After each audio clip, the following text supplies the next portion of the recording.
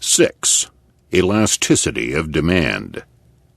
The demand schedule tells us how many units of the purchased good will be bought at each hypothetical price. From this schedule, we may easily find the total number of units of the sale good that will be expended at each price.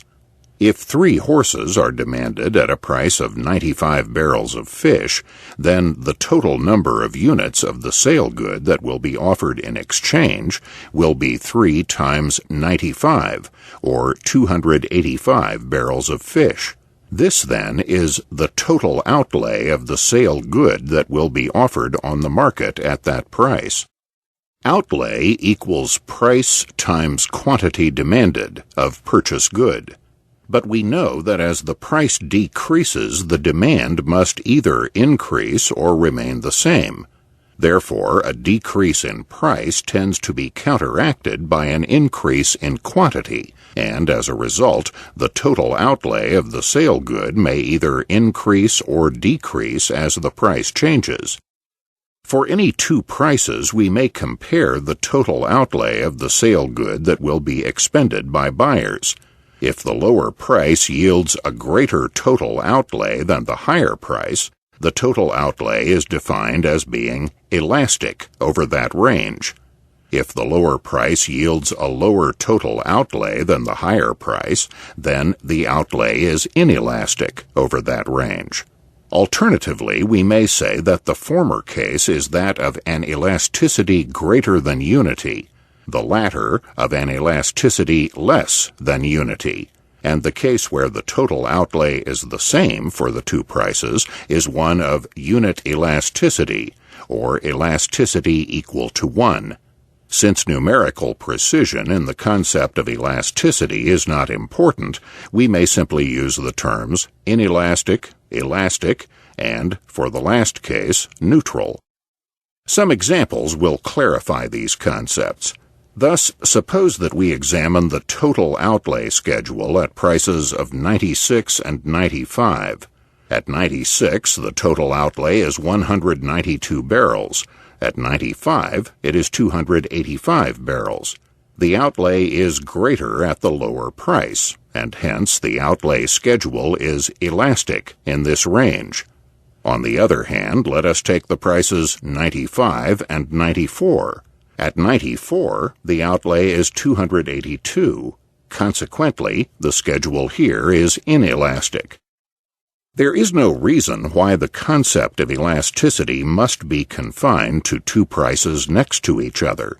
Any 2 prices on the schedule may be compared. It is evident that an examination of the entire outlay demonstrates that it is basically elastic. It is elastic over most of its range, with the exception of a few small gaps. If we compare any 2 rather widely spaced prices, it is evident that the outlay is less at the higher price. If the price is high enough, the demand for any good will dwindle to 0, and therefore the outlay will dwindle to 0. Contrary to what might be thought at first, the concept of elasticity of supply is not a meaningful one, as is elasticity of demand. If we multiply the quantity supplied at each price by the price, we obtain the number of barrels of fish, the sale good, which the sellers will demand in exchange. It will easily be seen, however, that this quantity always increases as the price increases, and vice versa. The reason is that its other determinant, quantity supplied, changes in the same direction as the price, not in the inverse direction as does quantity demanded. As a result, supply is always elastic, and the concept is an uninteresting one. The attention of some writers to the elasticity of supply stems from an erroneous approach to the entire analysis of utility, supply, and demand. They assume that it is possible to treat human action in terms of infinitely small differences, and therefore to apply the mathematically elegant concepts of the calculus, etc., to economic problems. Such a treatment is fallacious and misleading, however, since human action must treat all matters only in terms of discrete steps. If, for example, the utility of X is so little smaller than the utility of Y that it can be regarded as identical or negligibly different, then human action will treat them as such, that is, as the same good.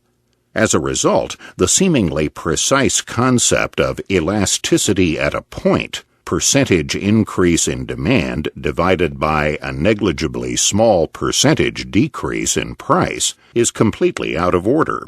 It is this mistaken substitution of mathematical elegance for the realities of human action that lends a seeming importance to the concept of elasticity of supply, comparable to the concept of elasticity of demand.